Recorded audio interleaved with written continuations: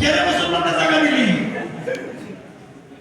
ঠাকুর আস্তে করে উঠলেন, মনে মনে চিন্তা করে একটু জুড়ে বলেন সুবহানাল্লাহ, আর একটু জুড়ে বলেন আল্লাহু আকবার। ও আমার বাবারা বন্ধুরা গো, এখন ঠাকুর মনে মনে চিন্তা করে আমার বারবার খালি দমক দে আমার ক্ষুধার যদি এত পাওয়ার হবে তাহলে এই মুসলমানের ঠ্যাঙ্গ ধরে আটলান্টিক মহাসাগর বলা যাবে না। আমার ক্ষুধার ব্যাপার কিন্তু আমার কেমন ক্ষুধা, এত বছর পর্যন্ত আমি পূজা করলাম, কার পূজা করলাম? মানুষের এত কিছু দিয়ে আমি বুক দিলাম, কারে দিলাম? আমার ক্ষুধাই দিতে হবে তো মুসলমানের ঠ্যাং দেয় কি করবে? আবার এই মুসলমানের লাখ দিয়ে বাইরে কি করবে? এটার কি এতটুকু ক্ষমতা নাই মুসলমানের ক্ষমতা দইয়া আটলান্টিক মহাসাগর বলা না।